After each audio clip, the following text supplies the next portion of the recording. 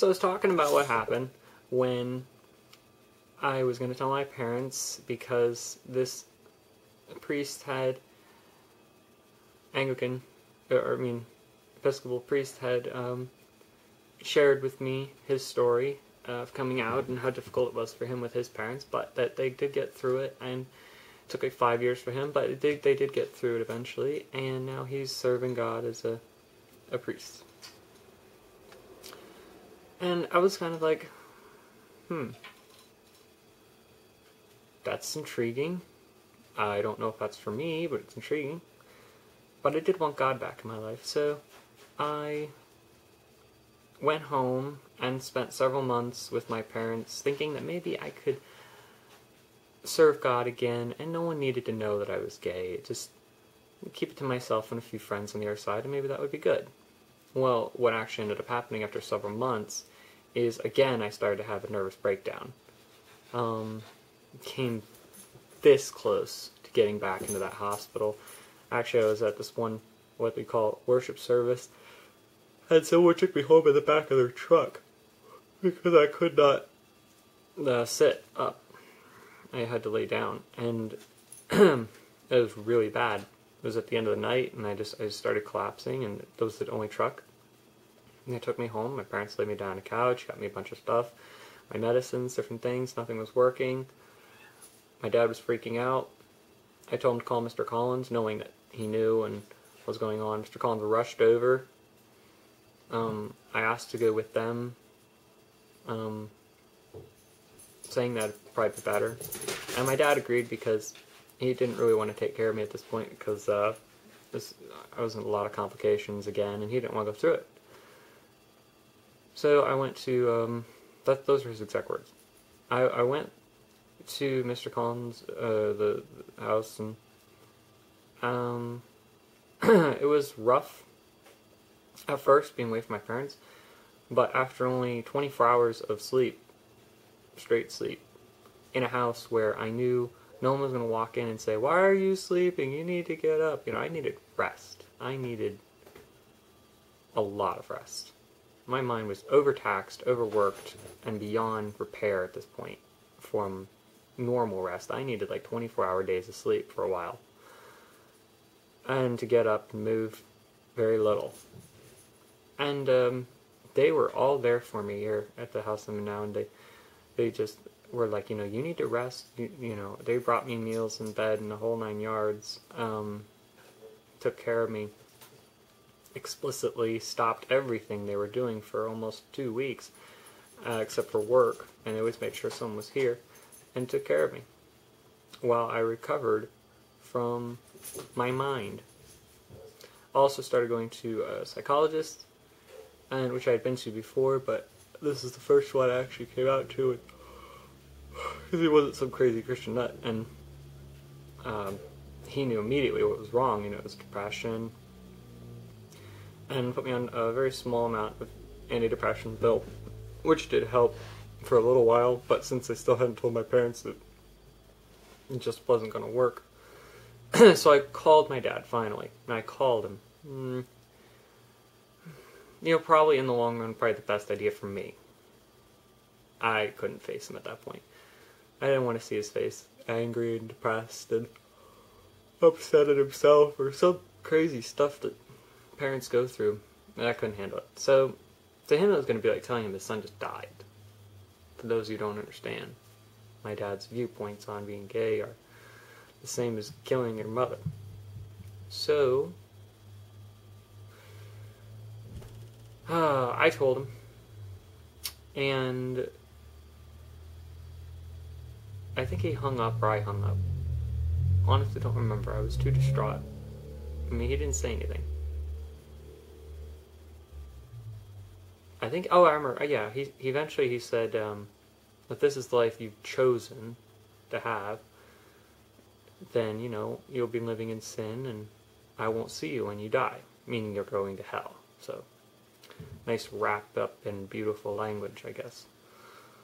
So, I said, well, you know what? This isn't the life I've chosen. This is who I am. And I think that's when I hung up. I was mad.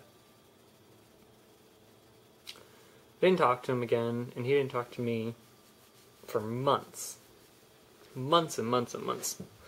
Months go by, and my family's not talking to me, and I was moving into a smaller depression, and I started taking more and more and more and more and more of those depression pills until one day I took like 24 of them, and you can't take 24, you're supposed to take one a day. It almost killed me.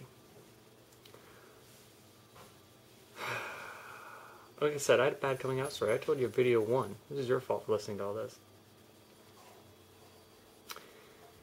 Well, to wrap it up, we're about where we are now. That was almost a year ago. I am definitely on the road to recovery, and things are going very well now. And I'm getting better as the days go by, I'm in a choir, looking to go into another choir. I started attending Father Peter's church, which, I'm going to counseling with him now, and not taking these pills anymore, by the way. And,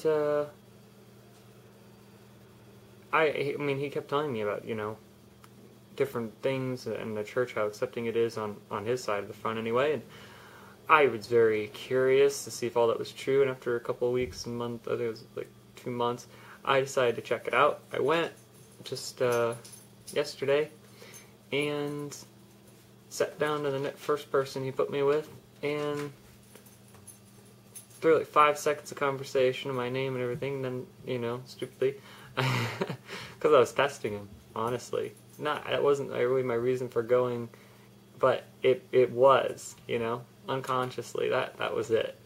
And she was like, oh wow, yeah, that's great, well, we're a very accepting church for everyone. Black, white, women, gay, doesn't matter. And she said, actually, did you know Father Peter's gay? And I was like, yeah, I did. I'm counseling with him.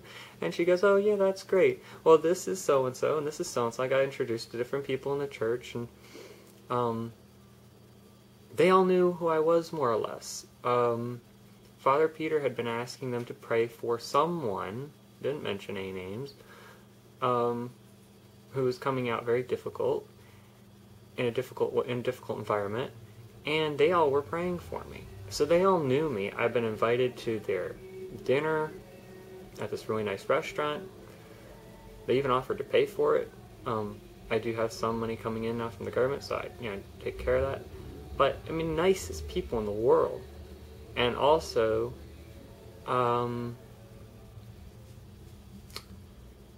they're inviting me to a really good choir for rehearsals.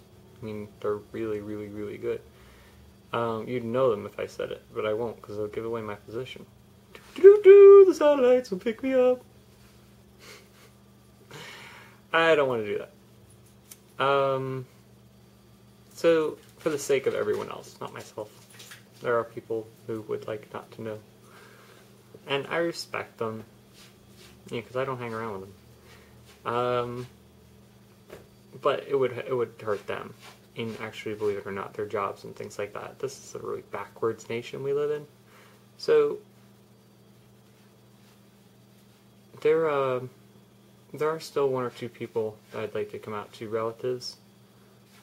But I need to give my parents some time. I understand that, and I've got all the time. If they die before they find out, it's not going to hurt anything. It doesn't hurt me. I don't see them more than once a year, if that, because we live too far apart. Not my parents, the relatives. And my parents actually invited me over for Thanksgiving.